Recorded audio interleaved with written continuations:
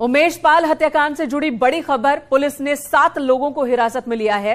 अतीक के 2 बेटों को पुलिस ने हिरासत में लिया। अतीक अहमद के बेटे एजम और आबान हिरासत में लिए गए। क्राइम ब्रांच और एसटीएफ उनसे पूछताछ कर रही है। एक संदिग्ध बाइक भी मिली है। एसटीएफ को भी फिलहाल इस मामले की जांच पड़ताल में लगाया गया है। तो 7 लोगों को हिरासत में लिया गया है, जिसमें अतीक अहमद के 2 बेटे भी शामिल हैं। पुलिस इन सभी से पूछताछ कर रही है। किस जगह पर रखा गया है इन सभी को पूछताछ के लिए, ये बात अभी सामने नहीं आई है, लेकिन जैसा सोर्सेस से जो खबर आ रही है उसके मुताबिक एक ही जगह पर इन 7 को रखा गया है और इनसे पूछताछ की जा रही है। इस वक्त पुलिस की 10 टीमें इस मामले की जांच पड़ताल में जुटी है। पूरे प्रयागराज सीमा को सील कर दिया गया है। दूसरे जिलों में भी सघन चेकिंग अभियान चलाया जा रहा है।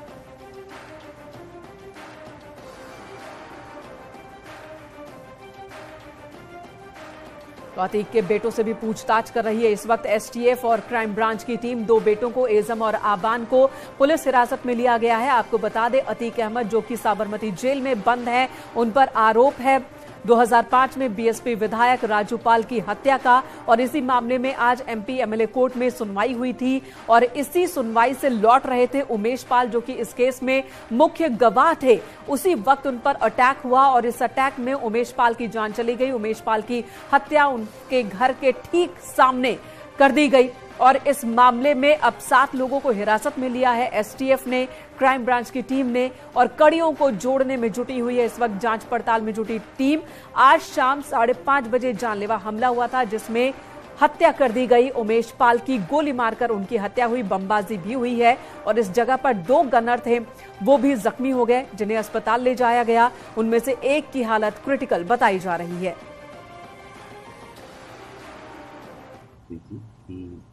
मिस्टर उमेश पाल जी हैं जो कुछ केसेस की पैरवी कर रहे हैं, उनके ऊपर हमला हुआ। उनकी सुरक्षा के लिए उनको 2 गनर दिए गए थे। उनकी सुरक्षा के लिए वो गनर भी उनके साथ में थे और गनर्स भी क्रिटिकली इंजर्ड हुए हैं।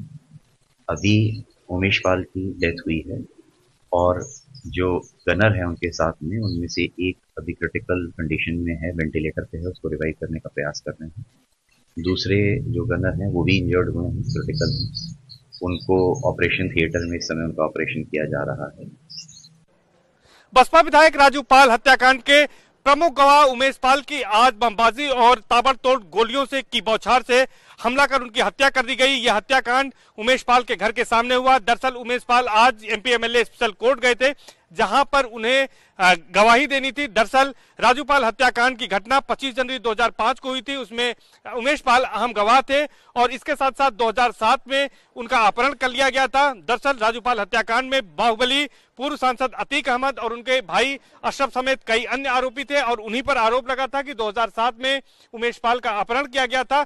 और इसके बाद इस मामले में भी धूमनगंज थाने में उमेश पाल की ओर से मुकदमा दर्ज कराया गया था, जिसका ट्रायल एमपी एमएलए कोर्ट में चल रहा था। हाईकोर्ट ने यह आदेश दिया था कि इस मामले में 2 महीने में ट्रायल एमपी एमएलए कोर्ट पूरी करे, तो इसलिए इस मामले में सुनवाई चल रही थी और इसमें जो अभियोजन पक्ष की बहस है वो भी पूरी हो चुकी है और अतीक अहमद पक्ष यानी कि जो यहाँ पर आरोपी हैं उनकी ओर से कोर्ट में बहस चल रही थी। आज बहस पूरी नहीं हो पाई थी। 27 फरवरी को इस मामले में अगली सुनवाई होनी थी।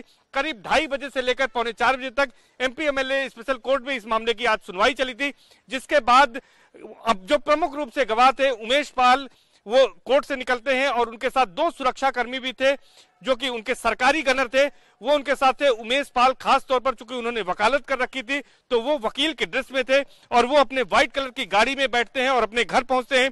अगर हम बात करें तो कचहरी से लेकर धूमनगंज के सुलेम सराय में जहां उनका घर है, करीब 8 से 9 किलोमीटर की दूरी होगी, वहां पर वो पहुंचते हैं करीब 4:30 बजे। जब वो पहुंचते हैं तो उसके बाद वहां पर जैसे ही कार से उतरते हैं उमेश पाल के ऊपर हमला होता है और हमलावर न सिर्फ जो है गोलियों की बौछार करते हैं बल्कि हमलावरों ने बमबाजी की और बमबाजी कर दहशत फैलाने की कोशिश की। उमेश पाल गोली लगने के बाद अपने घर के अंदर भागते हैं, लेकिन वहां पर भी उनके ऊपर हमला किया जाता है।